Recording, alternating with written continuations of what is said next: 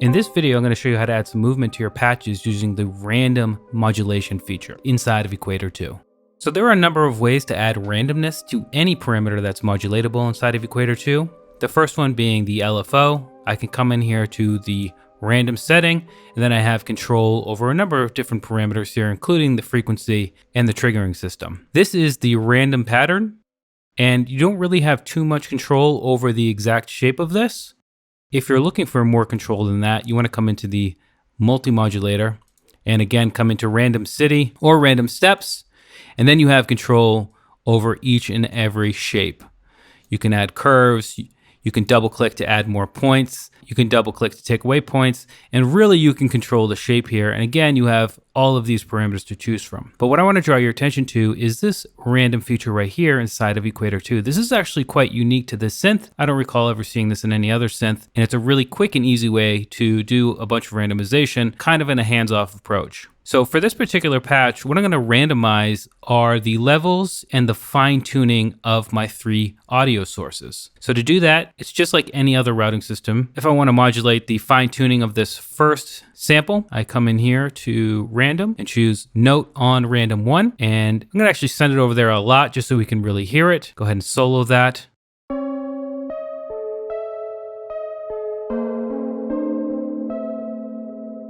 So you can hear that the pitch is fluctuating and not where it should be according to my MIDI note information. Right now it's on uni, but I can go by. Uni is just going to mean it's always going to be on the positive or negative value, depending on what you have here inside of the amount slider.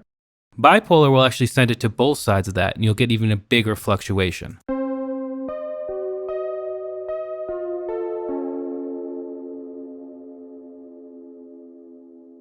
Now this random modulation source is applied on per note polyphonically, independently with every new voice. So this is really, truly random modulation. I'm gonna leave this on uni for now, and let's go ahead and come back in here. And for something like fine tuning, I'm really gonna drop it down low. Let's go to -5 for this one. And then on this one, I'm gonna do the same thing. I'm gonna send it to random 2. We'll just go +5 for this one, or +4 is fine. And for this one, which is kind of like the main feature of the patch, I'm going to send that to random 3. And I'm going to turn that one on bipolar. Let's listen to what it sounds like with all the different sources together.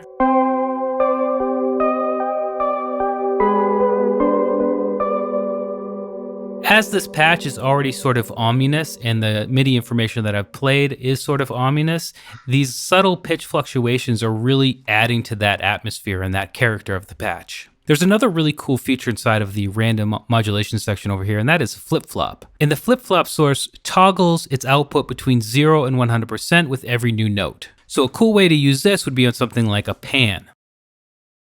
Let's do panning for sampler 2 here.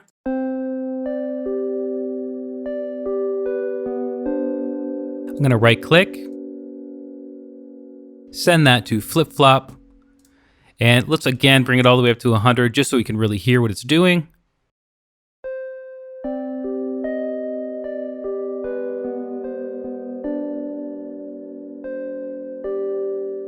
And I'm going to leave it on bi, but you can do uni as well.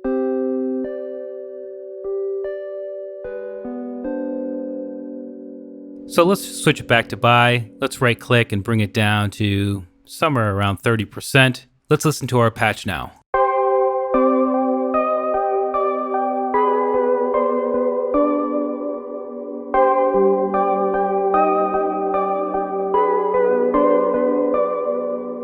We've really livened it up and gave it a really unique feeling by using that random control modulation inside of Equator 2. And as I said in the beginning of the video, you can use these random parameters at any level, uni or bipolar, on any modulatable parameter inside of Equator 2.